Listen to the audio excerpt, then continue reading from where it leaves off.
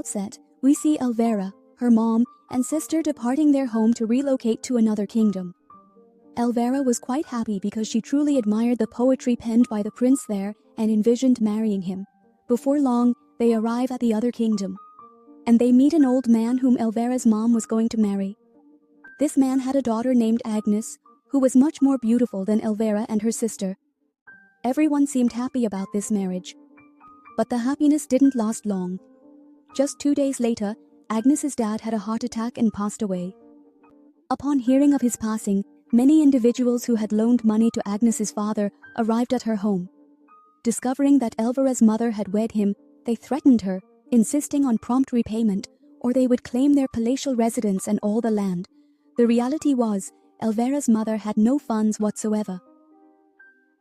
She had married this man, drawn by his impressive grandeur, but she was entirely unaware that he, too, was nothing more than a skeletal figure.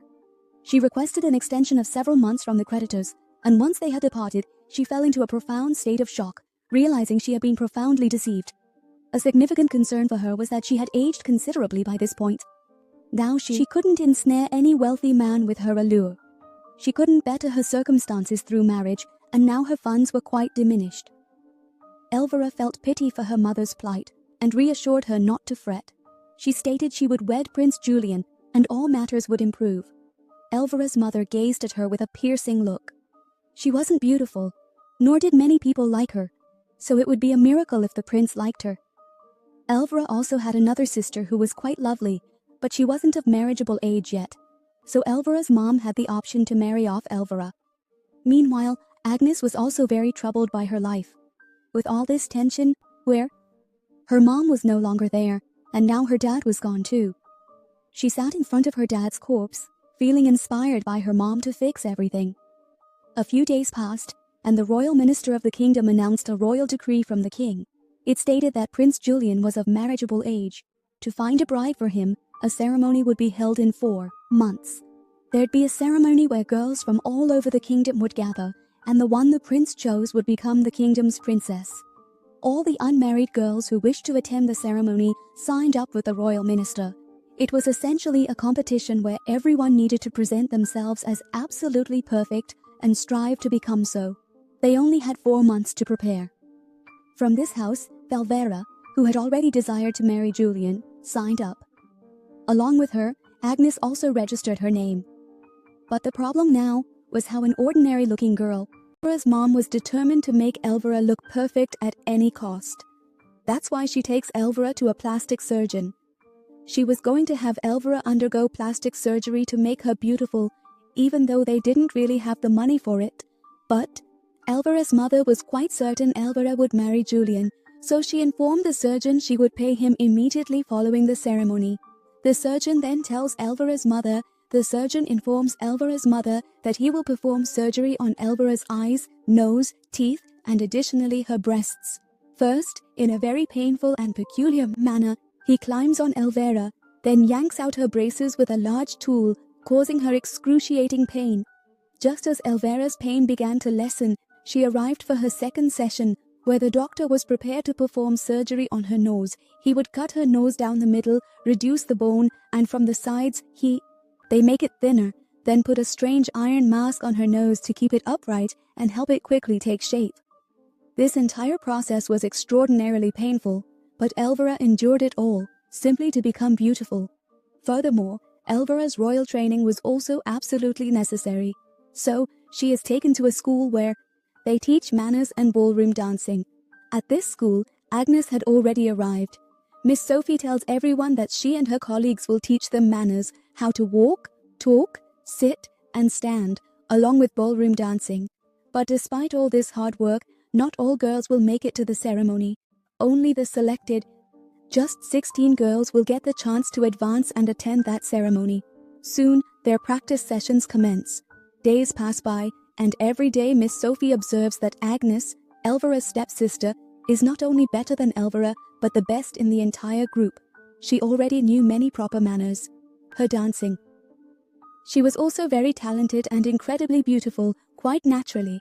That's why Miss Sophie, seeing this, brings Agnes to the forefront and places Elvira in the very last row, where the less attractive girls stand. Agnes and Elvira return home, and Agnes pleads with Elvira's mother to arrange her father's funeral immediately.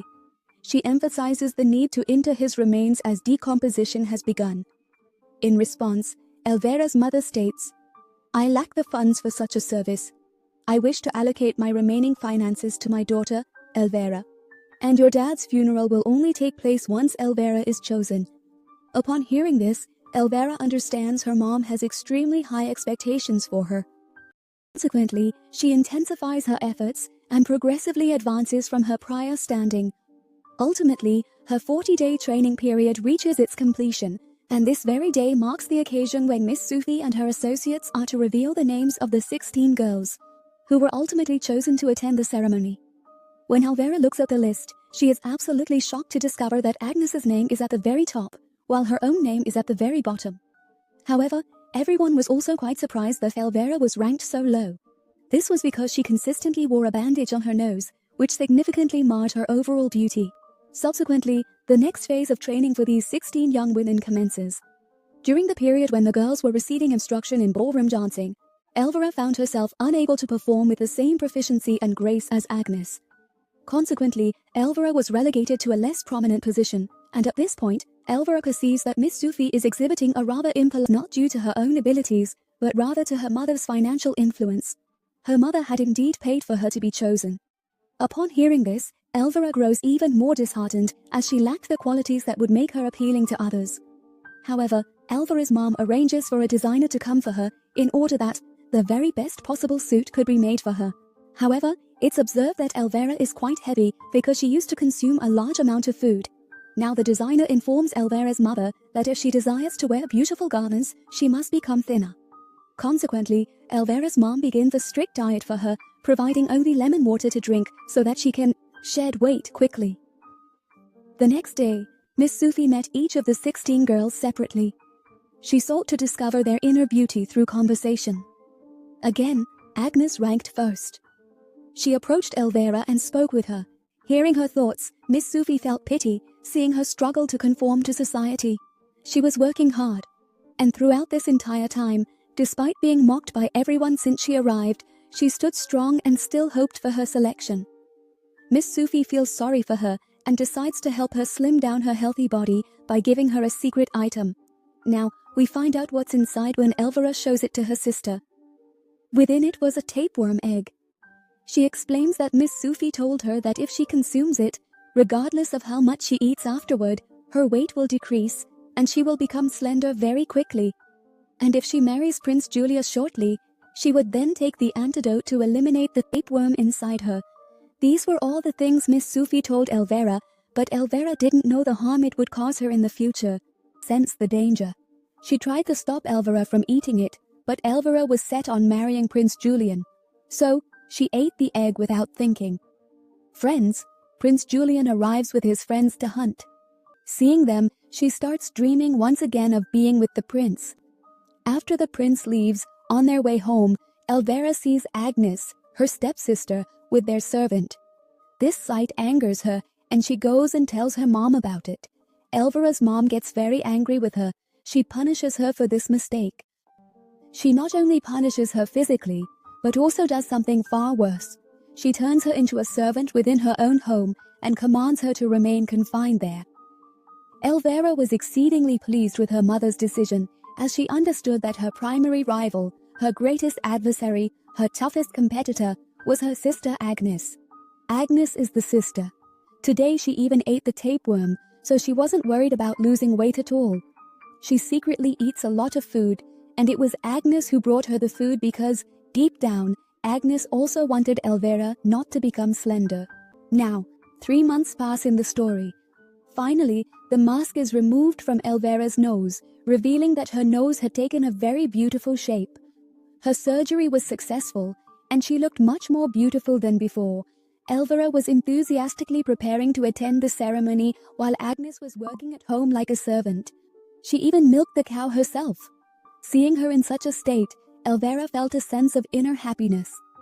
After the nose surgery was complete, Elvira's mom took her back to the plastic surgeon, and Elvira endured another painful procedure. The doctor then gave her artificial lashes using threads and needles. which kept her eyes bandaged for many days, making her look quite ugly. Then, her breast surgery was also performed. After enduring such painful procedures, Elvira's condition began to deteriorate significantly. She felt very weak and started to feel excessively hungry. She asked Agnes for a lot of food, and despite their mom's refusal, Agnes kept giving her food. Meanwhile, at school, it was shown that Miss Sophie and her partner were very worried due to Agnes's absence, because Agnes was the one who represented the whole group.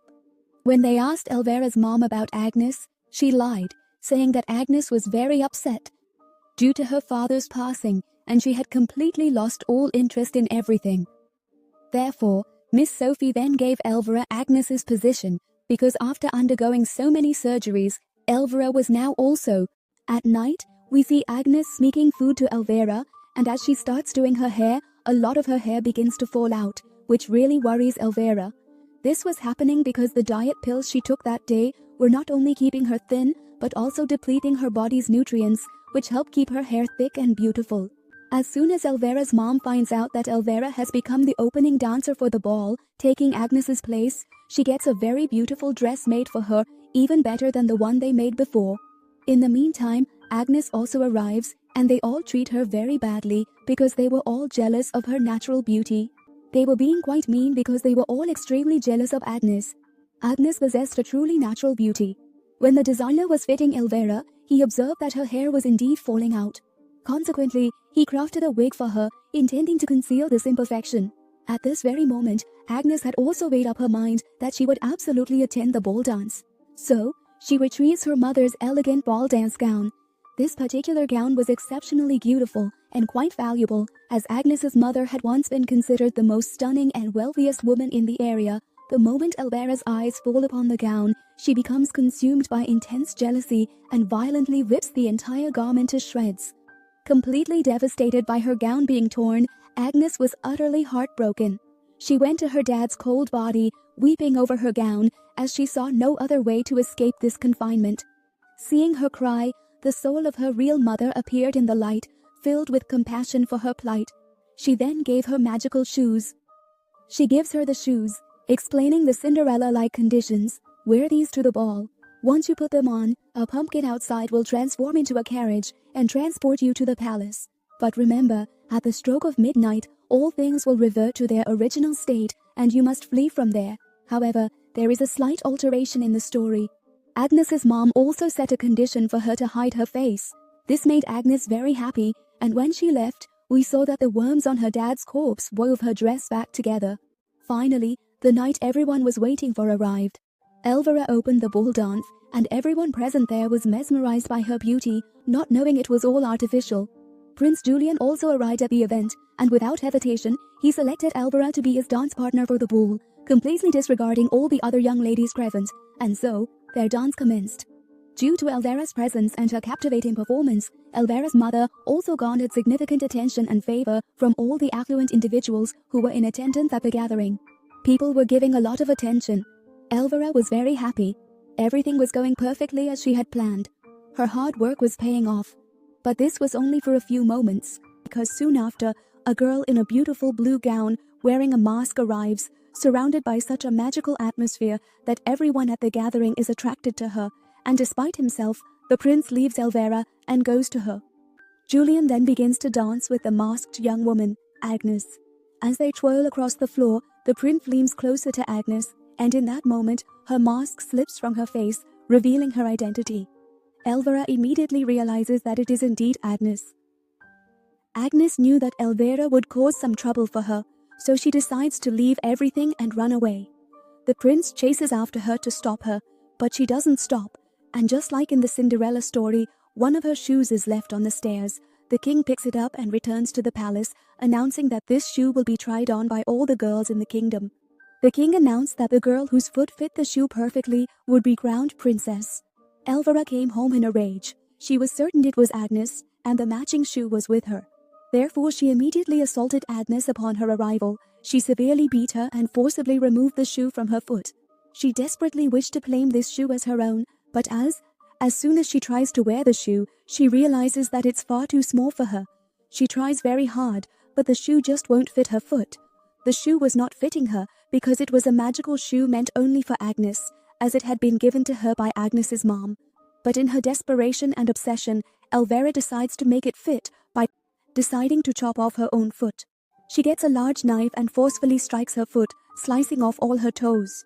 She suffers excruciating pain and eventually passes out.